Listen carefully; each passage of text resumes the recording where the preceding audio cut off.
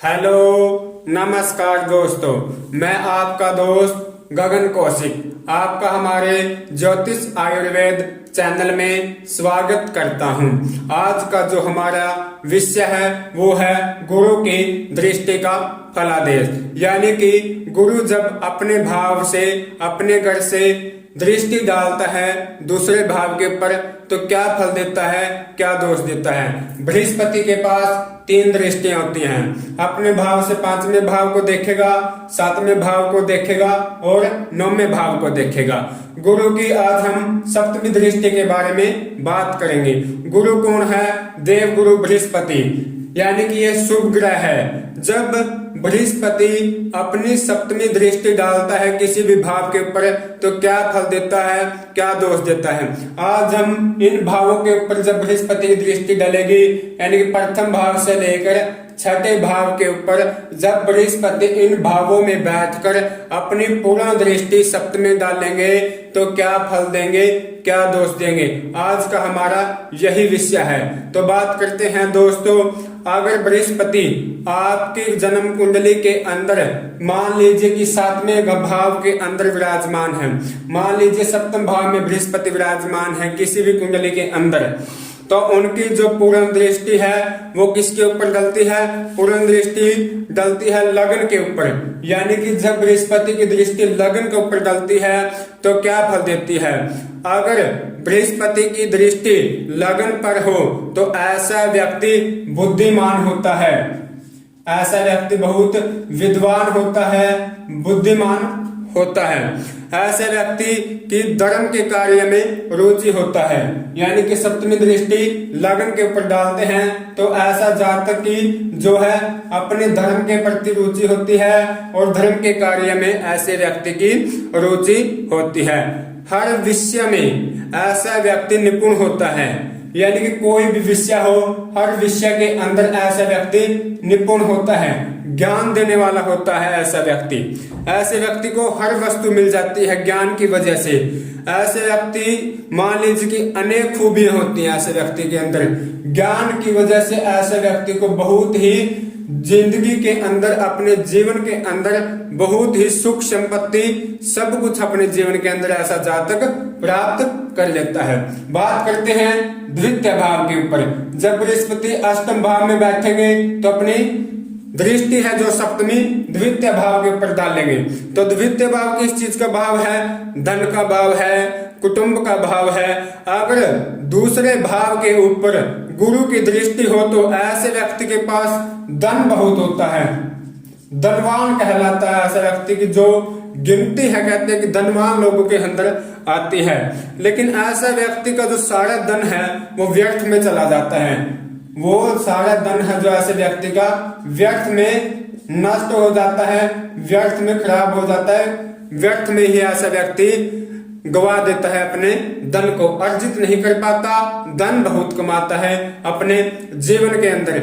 ऐसे व्यक्ति को भाइयों का सुख मिलता है, अपने छोटे बड़े भाई का ऐसे व्यक्ति को पूर्ण सुख प्राप्त होता है। मान लीजिए कि अब बृहस्पति आपके जन्म कुंडली के अंदर 9वें भाव के अंदर विराजमान है, 9वें भाव के अंदर विराजमान है बृहस्पति, तो अपनी पूर्ण दृष्टि कहाँ डालेंगे? पराक्रम भाव के ऊपर।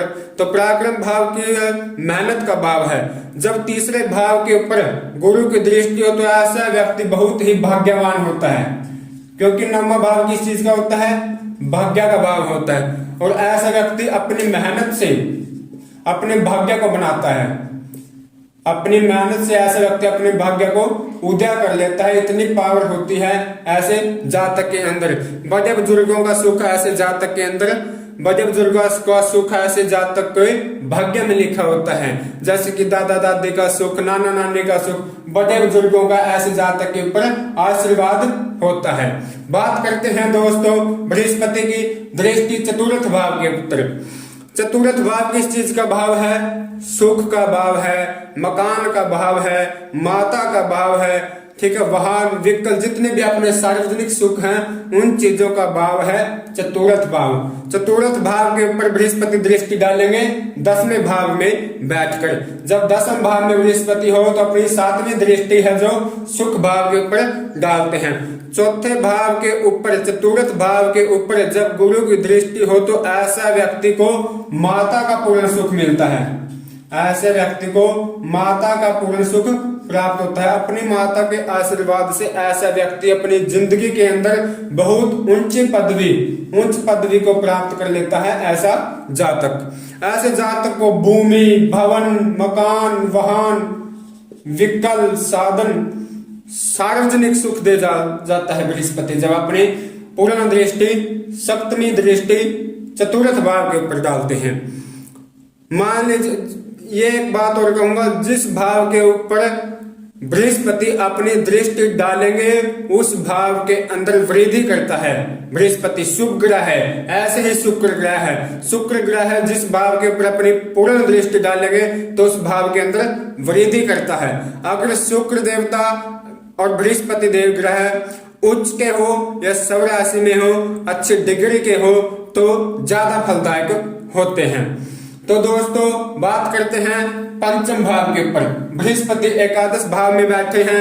एकादश भाव किस चीज का भाव है? लाभ घर में बैठकर बृहस्पति अपने 5वीं दृष्टि विद्या भाव को देख रहे हैं, संतान भाव के ऊपर डाल रहे हैं। अगर 5वें भाव के ऊपर गुरु की दृष्टि हो तो ऐसा व्यक्ति विद्यावान होता है, ऐसा व्यक्ति पढ़ने में निपुण होता है, ऐसा व्यक्ति के पढ़ाई के अंदर 100% मार्क्स आते हैं। ऐसे व्यक्ति की रुचि पढ़ाई में, लिखाई में, कर्मकांड में, पूजा पाठ में, ज्योतिष में, अच्छे कार्यों में ऐसे व्यक्ति की रुचि होती है। ऐसे व्यक्ति को विवाह के बाद भी पुत्र का सुख प्राप्त होता है। ऐसे व्यक्ति को पहली संतान है जो पुत्र होती है, और पुत्र भी ऐसा होता है जो गुणवान हो, ज्ञानवान हो और अपने पिता का नाम रोशन करने वाला होता है। तो दोस्तों बात करते हैं बृहस्पति अगर 12वें घर में विराजमान हो और दृष्टि डालेंगे 6ठे भाव के ऊपर।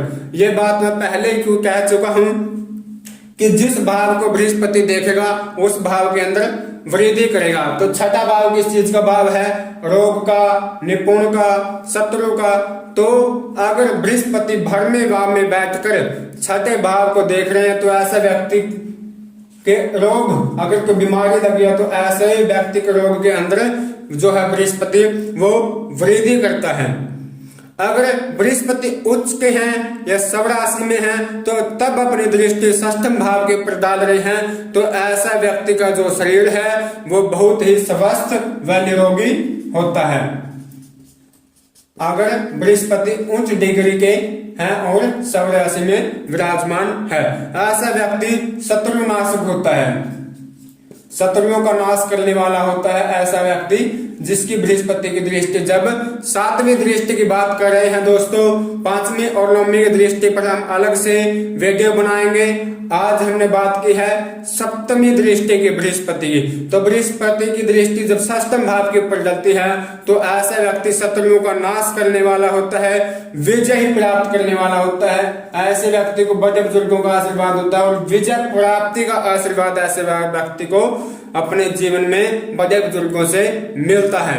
तो जिसका भी बृहस्पति खराब है उसको बड़े बुजुर्गों की सेवा करनी चाहिए, आराधना करनी चाहिए।